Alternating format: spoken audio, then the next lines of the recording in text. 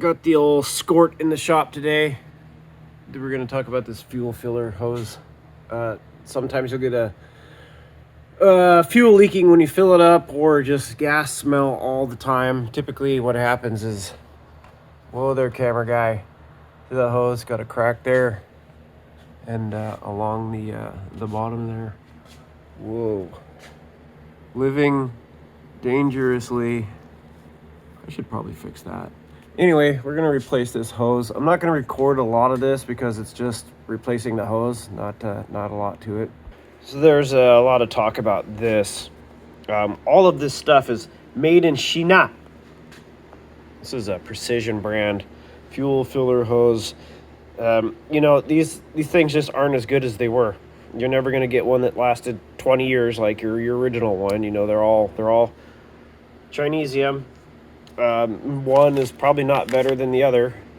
You know, the way that these parts houses work is, some 8-year-old Chinese kid makes 10,000 of these, then they sell them to a supplier, then that supplier puts their sticker on it and throws it in their warehouse. So, you know, the difference between one brand and another is not as significant as it was back in the day. You know, buying a Motorcraft one that costs 4 times the price is you know, it's just not worth it, at least in my opinion, these days. So these are readily available. You know, this is just O'Reilly's. $30, not a big deal. Comes with a set of hose clamps. All right, so these factory clamps are either a 10 or a Phillips. I usually just stick a 10 on it. Sorry about the flickering. It's because of my light. So I just use, you know, something like this with a 10 on it. Jam it up there.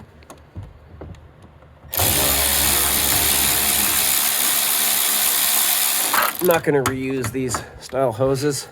Whoa, come on, camera guy. Sorry about this. My camera decided that it was going to burst into flames.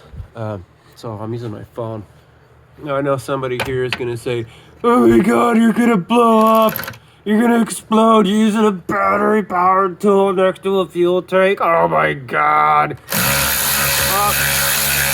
Yep, wow. Surprise. Didn't explode. Wonder why that is. So these clamps are, you know, sort of old school. You get the 2 little hooks up here that go through here. Once you loosen this up, you can actually just pop this out, so you don't have to mess with this. Now I'm just gonna cut this hose because it's too hard. It's not gonna come out anyway correctly, so I'm just gonna get something and slice that. So just take the knife and cut a little section out of the middle. That way this has some room to wiggle out of there. So there's a couple different ways you could get the rest of the hose off. You could use a pick like this, you know, just get under the hose, the edge, and pick it off. You know, this one, just cut it like this. You know, just come on, camera guy. So, you know, you can just cut it, and typically, maybe not.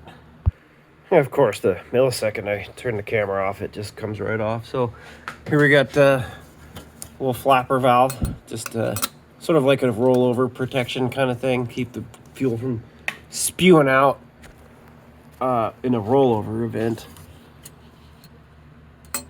So that's cool. And then fuel tanks on this side. So yeah, basically you just put the hose back on and tighten it down. That's pretty much it, man. There's not really much else to talk about here, so good luck.